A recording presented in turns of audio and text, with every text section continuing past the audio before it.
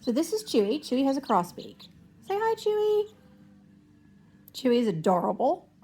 Chewy is also 128 grams before feeding. And so today's feeding, we're doing, it's an egg mixed with ground up chick feed and 2 things of polyvisol just to give it some extra oomph. So what I do with Chewy to feed, and Chewy's crop, we measure the crop feeding. So Chewy's crop is here. See how big Chewy's crop is right now? Chewy's crop is about 1/3 full. That's it right there. Maybe half. And Chewy's 128 grams. So we do a weight beforehand, and then we start our feeding. And I baked the egg or cooked it in the microwave for about 20 seconds. This is how big a bowl I'm using. It's a prep bowl. It's a mise en place bowl. And there'll be a lot left over, which will then go in and Chewy will try to eat on its own. Chewy's not declared pronouns. We call it a boy, but I think it really is a girl. So I kind of switch back and forth between he and she. Yeah, because I don't like calling sweet little babies it. So what I do is push down a little bit on Chewy's. I put my thumb on the back of Chewy's head to kind of hold it in place. Push down a little bit on the cross part and slide this in between. And then he goes nom nom nom.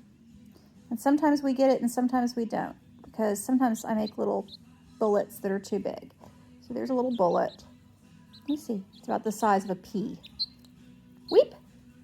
There you go. Good job. Good job, Choo Choo. Choo Choo. I love you, Chewy. Chewy is a sweetheart. Really sweet. Crossbeaks are not hard. Crossbeaks just take a little extra time. We're doing feedings twice a day. And then in between, Chewy eats a little bit on its own, his own, her own. It's a little too big, isn't it? Sometimes it's hard for me to get these little nuts the right size. There we go. There's another one. Do you want that? Do you see? You want that? Yeah? Okay, well, here, come here. You got to do it right. You got to show your friends. You got to show your friends on the phone. There you go. Yum, yum, yum, yum, yum, yum, yum. Now, in between every few little foods, we have a syringe with some water in it. And we just put, come here, show off your face. Just put a few little drops right there on the edge of that crossbeak. And we shake. But then we get the idea.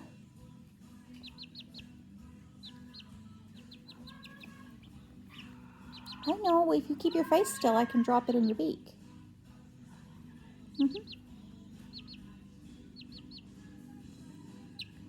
There you go. So every once in a while we do this and get a little water in there and kind of rinse the little drops down. You have to be really careful. You just do 1 drop at a time. You never overfill the beak. You never force it.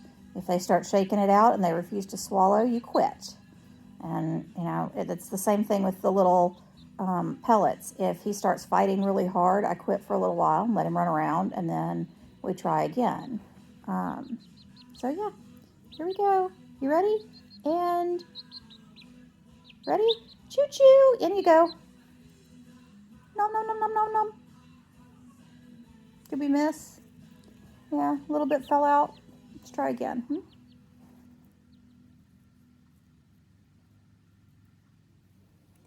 right, one more try.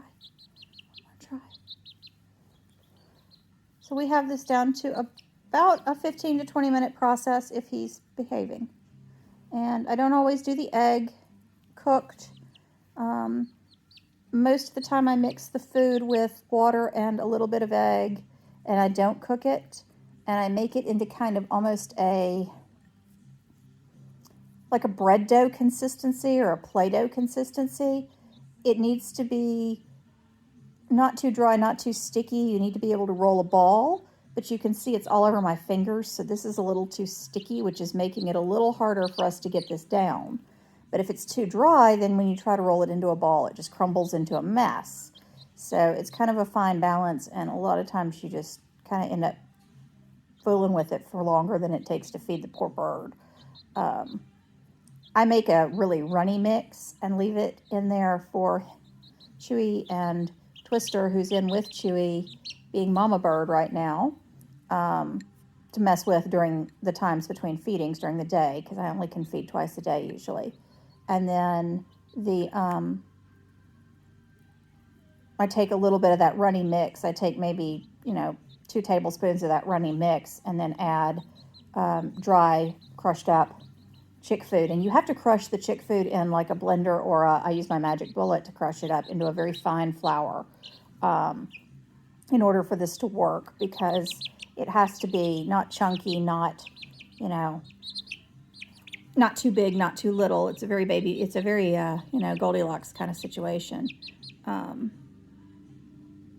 see, we've got one stuck in our face right now because we won't swallow it. Come here, give me that. There you go. See, I took it back.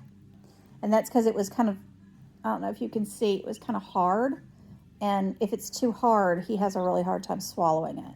So I probably won't do this with the cooked egg again. It's much easier without cooking the egg, because the cooked egg tends to make it a little chunky and weird.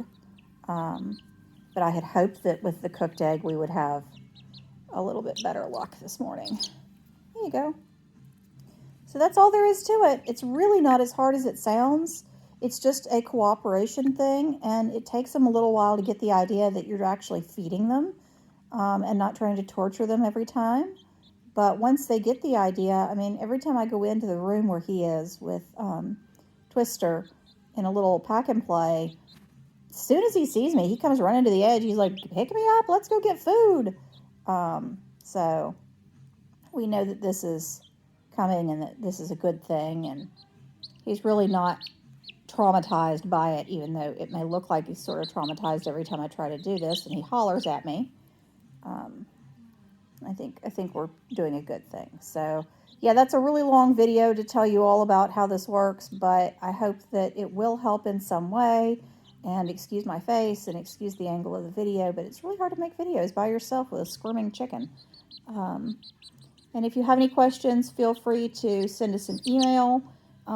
Please like and follow our page on Facebook, which is Soft Landings of Tennessee. We're Soft Landings Waterfowl Rescue, and I don't just do waterfowl, I also have chickens. And please also, be sure to like and share this video, and make sure that other people know that we're trying to get some good content out there on all of our special needs critters, because at Soft Landings I specialize in the special needs sides of things.